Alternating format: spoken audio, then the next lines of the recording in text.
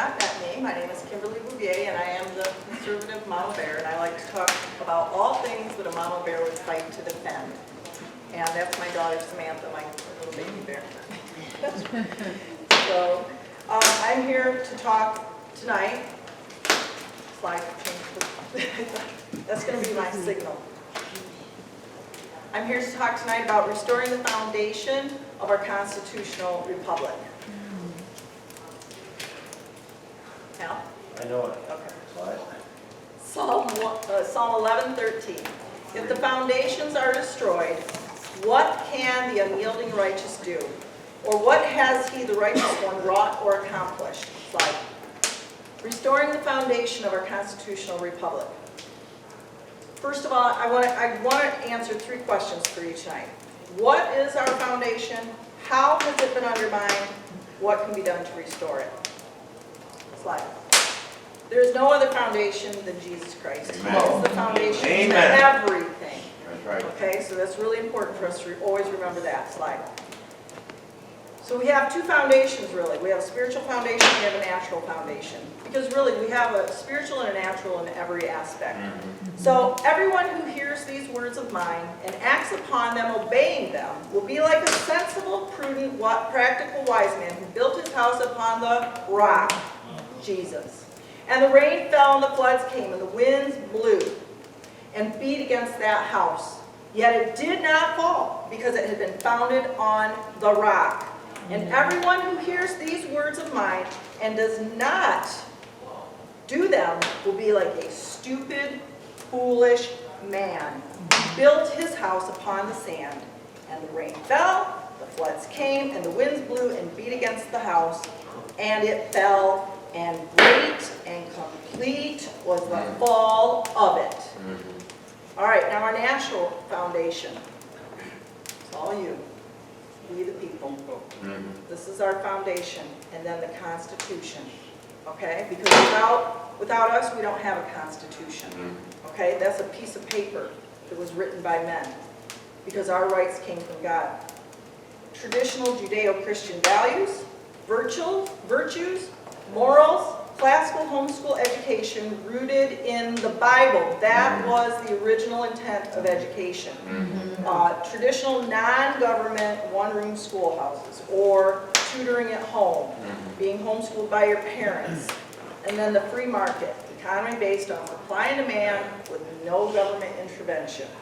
You cannot restore the natural foundation without first restoring the spiritual foundation, which is the Word of God. Jesus is the Word. Okay, so, slide please. Therefore, thus says the Lord God, behold, I am laying in Zion a stone, a tested stone, a costly cornerstone. Costly, remember that word, costly. For the foundation firmly placed, he who believes in it will not be disturbed. Slide. The undermining of our foundation, the removal of its cornerstone. Just remember, our Constitution was costly too. Okay? The removal of the Ten Commandments from our schools and government buildings, prayer in public schools, the establishment of the welfare state. I think that one was big. And these are not in any chronological order or order of importance. They're all big. I mean, there's not one of them that isn't important. Sexual revolution, the widespread use of birth control, abortion, degradation of the traditional family, legalization of gay marriage, decline of Christian population, takeover of public education by the progressives. This is big because this is what has undermined everything. Lowering of expectations in education in addition to the indoctrination with the CRT, the crazy racial trash, the SEL, the LGBTQ, and so on. So basically, everything that we have ever known to be true, and especially us in the older generations, we realize this. Everything that we've ever known to be true, factual, valued, and respected has been viciously attacked, demeaned, abolished, and counterfeited with the most demoralizing, nonsensical absurdities fathomable. So, restoring the foundation. First of all, if there's any foundation left, you got to protect it. Whenever you build a foundation, you've got to then protect it. So you have to know and understand what your foundation is made out of, because different foundations are, I'm going to take, It isn't showing. no, that's okay. You guys are taking it, right? I'll be able to get it from them. Do you want to go ahead and start it for us? Should I, is it a push up? Yeah, just push the button. So you have to know and understand what the foundation is made out of. There's different types of foundations, and different types of foundations require different kinds of protection. And what is it that are you protecting your foundation from? So our foundation, according to Ben Franklin, was a republic if you can keep it. Okay? So that's what don't worry, that's what we are working on protecting. And that was built on sacrifice and bloodshed. And many gave their lives, their fortunes, and their sacred honor to protect our God-given freedoms for not just themselves, but our posterity. So this is a spiritual battle. Yes. For our individual souls, the souls of our children, and the souls of our nation, the soul of our nation. We are not wrestling with flesh and blood, contending only with physical opponents, but against the despotisms, the powers, against the master spirits who are the world rulers of this present darkness, against the spirit forces of wickedness in the heavenly realm. Ephesians chapter 2, the prince of this world, Satan, is curiously called the ruler of the power of the air. What does it mean? Well, Father Raniero Cantola Mesa wrote The Holy Spirit and the Life of Jesus. It's one of my all-time favorite books. It is phenomenal. It is not, and in there he referred to this. It is not only in souls or in people as individuals that Satan's activity takes place. Even if only there do these activities come into the open. His activities also lurk and act through human institutions, situations, and realities of which they take possession. COVID-19. Ephesians chapter 2 speaks of a spirit that roves in the air, like an atmosphere that we inhale, and finds its favorite vehicle in public opinion and the mass media. I think we're seeing a little bit of that right now, huh? And you, he made alive, when you were dead by your trespasses and sins, in which at one time you walked habitually, you were following the course and fashion of this world. Sorry, I lost myself.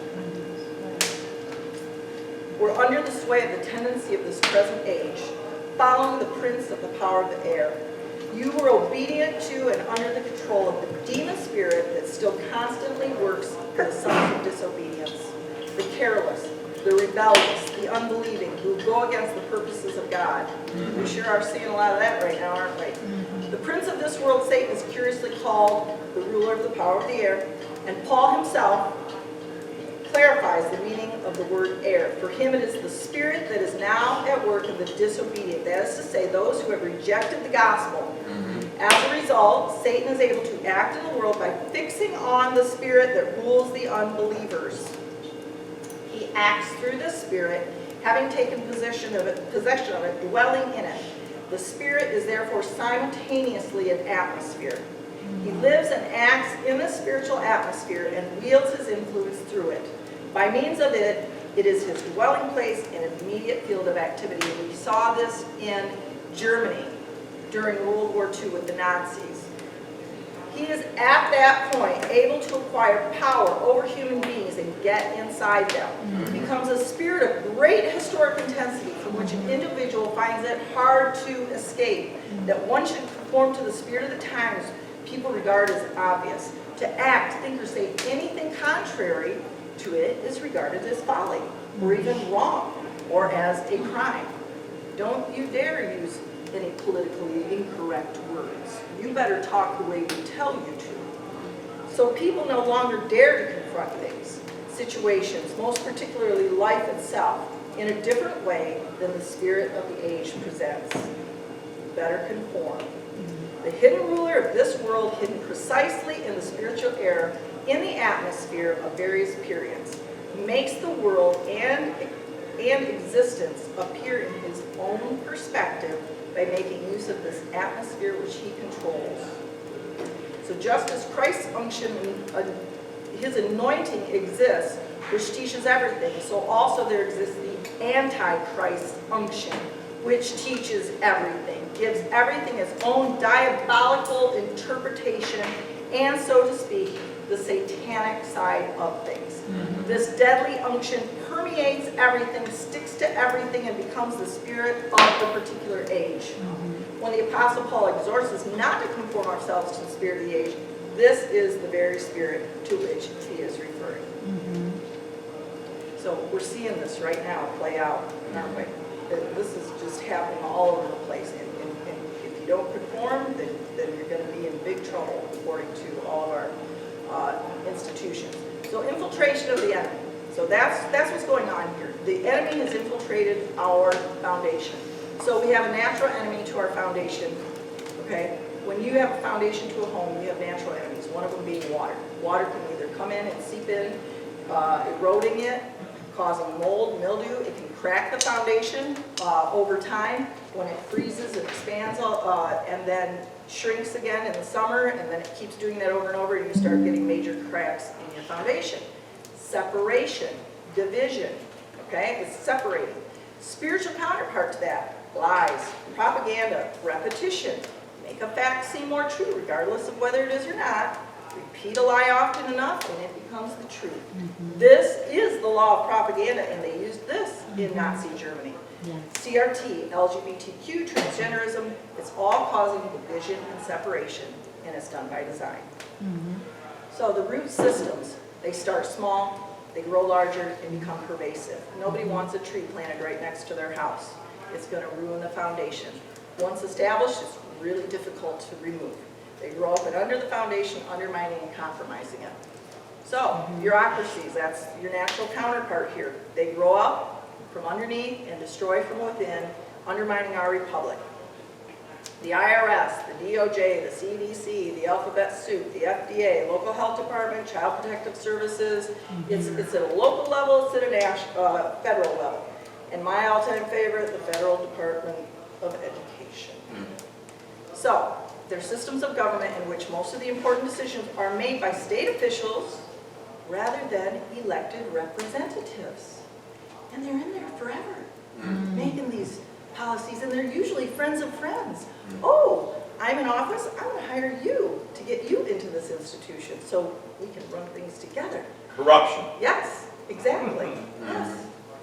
So, and they're holding the most power, dictating all these unconstitutional mandates, such as the masks and the lockdowns, and the DOJ weaponizing the government now against people like me and many of you, parents of school-aged children that go and want to voice their concerns at a school board meeting are called domestic terrorists. Yeah. The original bureaucracy of the federal government consisted only of employees of 3 small departments at that time: the state, the treasury, and the war. And now today they employ almost 3 million people. Wow. Yeah. So not only have the numbers grown, but also how they do things, the methods and the standards and how they hire people. And now, I mean, you know, just if you're a woman and you're black, or if you're a transgender, you're in. You're getting hired. They're not looking at whether you're capable or not. They're just looking at, you know, if you're a minority, if you fit their narrative. The largest growth of the bureaucracy in American history came between 1933 and 1945 with FDR and his New Deal. And that is the beginning of the welfare state, or our new form of slavery. Call it that. We are losing our liberties through government institutions and bureaucracies, medical tyranny, Obamacare, which is socialized medicine, CPS, Child Protective Services. If they don't like how you're doing things with your kid, they'll take them. FDA, oh, we'll tell you what you can eat and what you can't. No, you can't drink milk straight from a cow. No. And then the Federal Department of Education, which is going to tell us now how we should be educating our children. You're not allowed to function outside of these, or they're coming to get you. Laws should be simple. Thomas Jefferson wrote, "Laws are made for men of ordinary understanding and should therefore be construed by the ordinary rules of common sense. Their meaning is not to be sought for in metaphysical subtleties, which may make anything mean everything or nothing at pleasure." So passing complex laws means the law cannot be understood until it has been tested by judicial interpretation. This means the law is unknown in advance. Moreover, highly complex legislation is often not clarified by judicial interpretation. And the end result is ultimately that big business, that only big business, with its legions of clever lawyers and accountants, will be able to navigate the labyrinth. It's done by design, folks. Slide. Soil erosion is another major problem with the foundation. The surrounding soil has to support the foundation. Otherwise, you're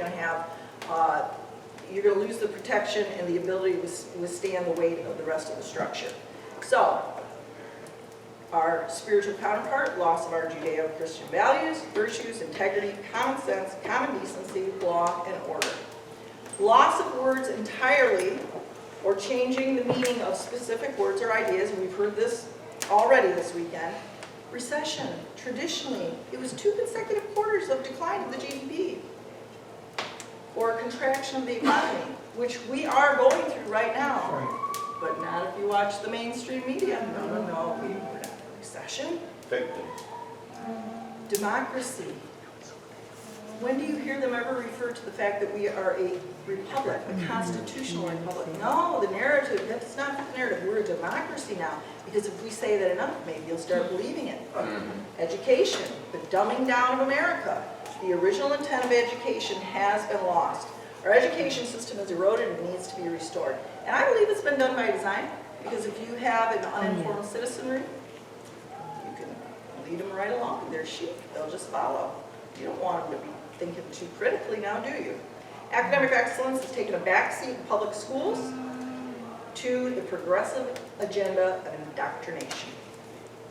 Our founding fathers understood that a well-educated citizenry was necessary in order to preserve the republic. The heart and soul of a country is its people and its culture. Where do your rights come from? God. Yes, exactly. And how are they protected? Yes, but the Constitution is merely a piece of paper. Who's going to uphold it? We the people have to know what our rights are, and then we have to defend them. So back to the education. Every child in America should be acquainted with his own country. He should read books that furnish him with ideas that will be useful to him in life and practice. As soon as he opens his lips, he should rehearse the history of his own country. And yet we have the 1619 Project with a whole fake history lineup of that our country was founded when the first slave ship came over, rather than when the Declaration of Independence was written. I know no safe depository of the ultimate powers of society but the people themselves. And if we think them not enlightened enough to exercise their control with wholesome discretion, the remedy is not to take it from them, but to inform their discretion by education. This is the true corrective of abuses of constitutional power. My people perish for lack of knowledge. If virtue and knowledge are diffused among the people, they will never be enslaved. This will be their great security. How many virtuous people you finding out there these days? Seems like we're struggling in that area. It is an object of vast magnitude that systems of education should be adopted and pursued, which may not only diffuse a knowledge of the sciences, but may implant in the minds of the American youth the principles of virtue and of liberty, and inspire them with just and liberal ideas of government and with an inviolable attachment to their own country. This country, the United States of America. The United States Constitution grants no authority over education to the federal government. Education is not mentioned in the Constitution of the United States, and for good reason.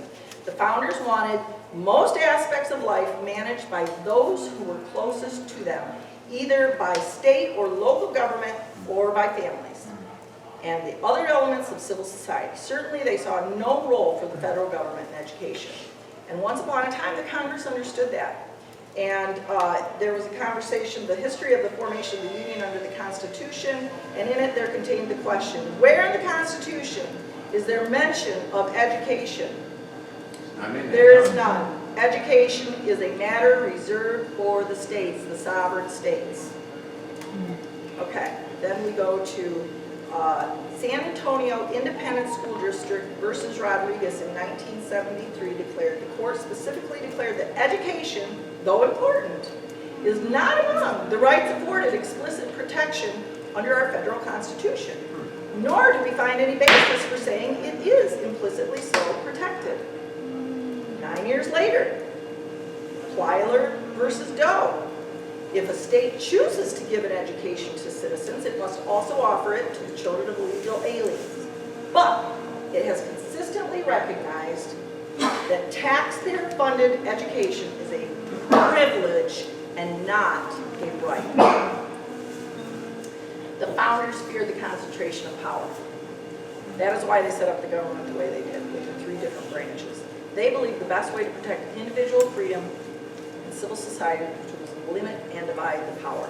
As the country gets bigger and the more complex it becomes, and especially when it amasses more power, the advantages of decentralization and divided power become even greater. We really got to get the federal government out of our business. Amen. They have no business in it, especially in education, because that's what's undermining everything. And that's why it was a mistake to further centralize the control of our local schools. In the No Child Left Behind Act, which you all know where that came from. Yes. George Bush. Yeah. And why our friends at the Wall Street Journal, who are usually committed to the virtues of federalism and decentralization, should be applauding the several states that resisted this federal intrusion rather than calling for a crackdown.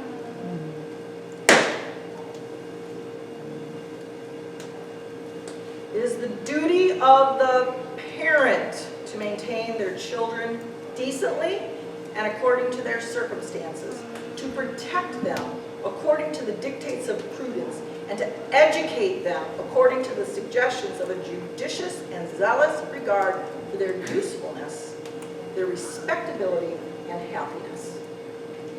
Who knows your child better than you? Come on. Amen. Nobody. For avoiding the extremes of despotism or anarchy, the only ground of hope must be on the morals of the people. I believe that religion is the only solid base of morals, and that morals are the only possible support of free governments. Therefore, education should teach the precepts of religion and the duties of man towards God. Okay, so how do we protect what we restore? Because we're in the process of restoring right now. That's Amen. what this is all about. We Amen. are restoring. Amen. Okay? So how are we going to protect that? Well, every time you build a foundation, you put on top of it a structure, and then you have to cover that to protect it. So you need a roof. You need a covering. So our spiritual covering is God, Jesus. Right. He who dwells in the shelter of the Most High will abide under the shadow of the Almighty. I will say of the Lord, my refuge and my fortress, my God in whom I trust, for he will deliver me from the snare of the fowler and deadly pestilence. He will cover me with his pinions, and under his wings I will find refuge. His faithfulness is a shield and a buckler. I will not fear the terror of the night, or the arrows that fly by day. And he will give his angels a special charge over me to accompany and defend and preserve me in all my ways of obedience and service. You got to get that right there. Obedience and service. Our covering has been removed. The roof has blown off. And we've got to replace it. Okay? We got to get hard work going and replace that covering. And we got to get the 10 Commandments back in front of our children and make sure it's solid. And we got to get prayer back in school and the Bible. Yeah. And that's the way the founders meant it. This was a Christian nation. Slide. You have to keep your foundation and structure clean, regularly inspected. So for far too long, I think we've neglected our foundation. I don't think we've been doing regular inspections of it. We did not diligently keep track of the changes around our property. We were getting an invasion of termites, perhaps. You know what they do to foundations. Like the many invasions of Israel by the Amalekites, the Jebusites, and the Hittites. they were constantly getting invaded by the ites. Well, so are we now. We got a lot of ites. We got the CRTites, the SELites, the racialites, The illegal lights. the illegal, yes, the illegalites, yes. Sodomites. Yes, we have a lot of ites. And so, make sure the ground around your house is graded away from your foundation, right? You always see most houses are built up, okay? We are supposed to be a city set on a hill. Yeah. You are the light of the world. A city set on a hill cannot be hidden. Nor do men light a lamp and put it under a pesebre or a basket, but on a lampstand. And it gives light to all in the house. Let your light shine before men, that they may see your moral excellence in your praiseworthy, noble, and good deeds, and recognize and honor and praise and glorify your Father who is in heaven. Amen. We have been hiding behind fear, political correctness. Now, I'm not talking, I'm preaching to the choir tonight. I know it's not you specifically, but I'm saying the nation as a whole. And some of us, I had to repent. I started to get sucked in by that years ago. I didn't realize what was going on. And I'm so glad I had an awakening. Thank you, Jesus. Come on. We have we not used our voices or our actions to speak up and act out against this evil wickedness in high places? Have we allowed the mob, which really isn't as much of a mob as they want you to believe, Democracy. right? They're not nearly as large as they want us to think, right? To intimidate us, have we cowered under the basket, hidden our light? Gutters. You have to have gutters on your roof so that the water can drain away from the foundation. Away from the house. You have to clear those gutters. You got to keep them clean from leaves and debris, or they get clogged up and the water just runs straight down. Idols and false religions. Deuteronomy 12. These are the statutes and ordinances which you shall be watchful to do in the land which the Lord God, the God of your fathers, gives you to possess all the days you live in on the earth. You shall surely destroy all the places, there's that word all again, all the places where the nations you dispossess serve their gods, upon the high mountains and the hills, and under every green tree. You shall break down their altars and dash in pieces their pillars and burn their Asherim. With fire you shall hew down the graven images of their gods and destroy their name out of that place. So, what are some of these idols that are built on the high hills right now? I'd say Hollywood. You ever seen the Hollywood sign? It's built up by, isn't it? Disney World. Yeah, that was the next one I was going to mention. Thank you. Yeah. Facebook, social media in general. It can be a valuable tool, but it also can be an idol for a lot of people. So we've got a lot of idols that need to be addressed. And Saul had his kingdom taken away because he did not obey God. Thus says the Lord of hosts, I have considered and will punish what Amalek did to Israel, how he set himself against them in the way when Israel came out of Egypt.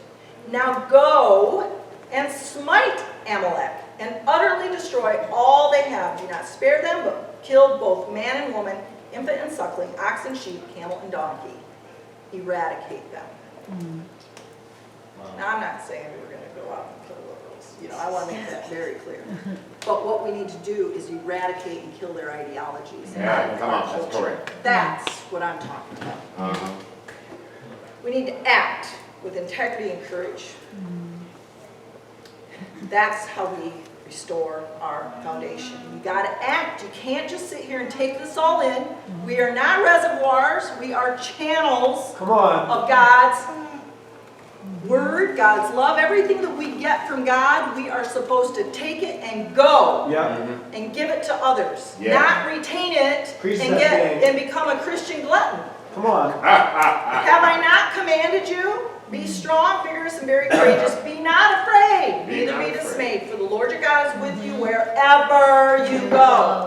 Amen. When good men do nothing, evil abounds. Yes. The only thing necessary for the triumph of evil is for good men to do nothing.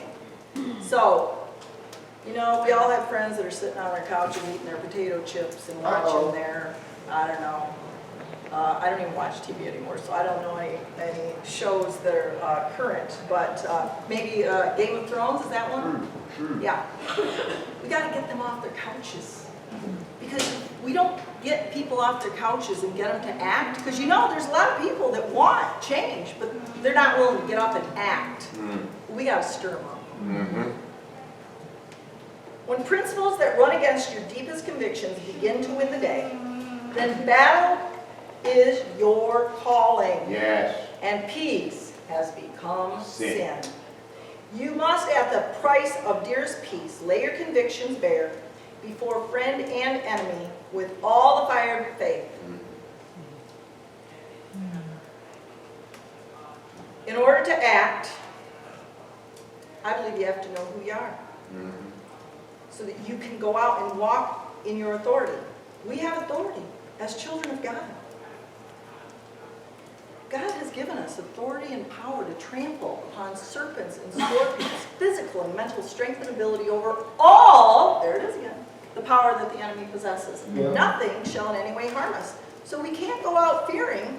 God's got a protection over us. Amen. You know, even if you do suffer, even if you do die, you'll still, your soul is going to be in heaven eternally. Yeah, that's correct. You know, you don't have that to worry about. We cannot fear death. We cannot fear. So we got to walk in our authority as children of God, as disciples of Christ, as citizens of the kingdom of God, and, in the natural, citizens of the United States of America. Know who you are, know your worth and value. It is in Christ. It is not in what we are in the natural. It's not dependent on what we look like, who we know, none of that. It's your worth and value and who you are in Christ. You got to know that, and you got to know the enemy. You got to know who you're battling against. You got to know the wiles of the enemy. He is a thief. He comes to steal, kill, and destroy. He's a liar, big time liar. He knows no truth at all. That's right. None. Know your identity as a citizen of the USA. You've got to know that you are a citizen of this country.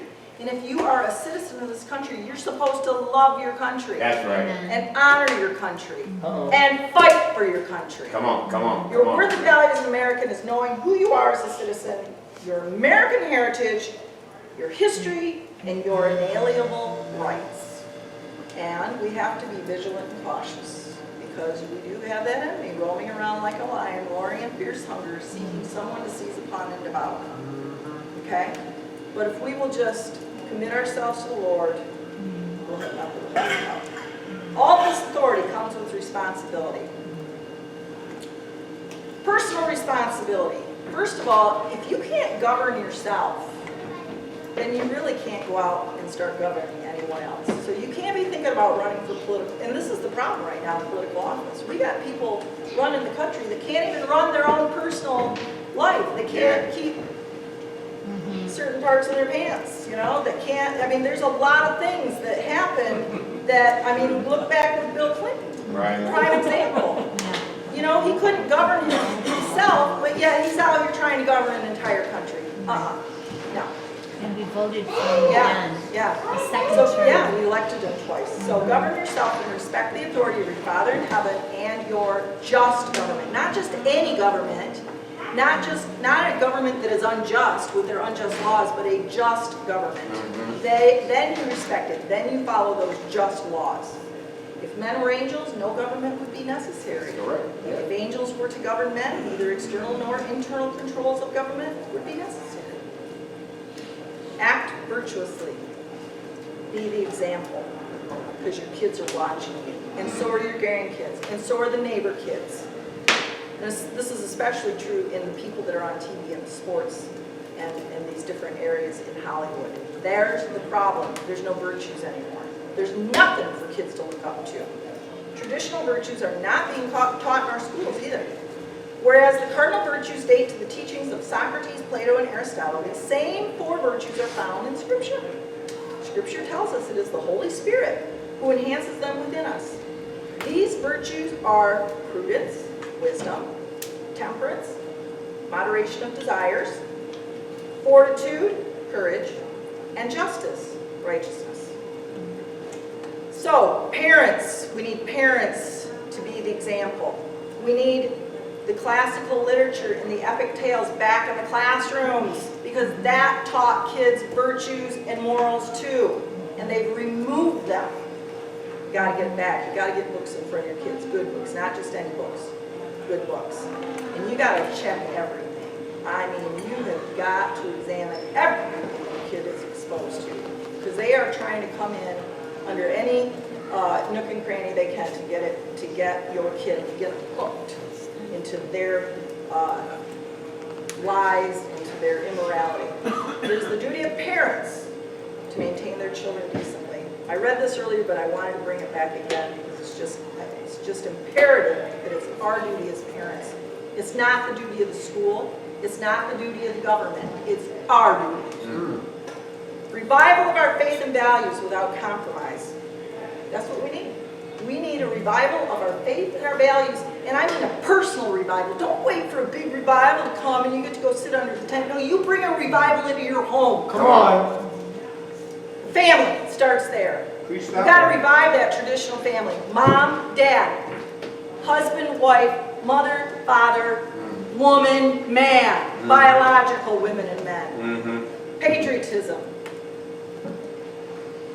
The spirit of 1776. That's a real spirit, you know. And I truly believe it can be passed on. My father was a Marine. He loved his country. Hoorah! He wanted to die for his country. That would have been his greatest wish. And he passed that same spirit on to me, and I know that it's a generational thing because my daughter has it.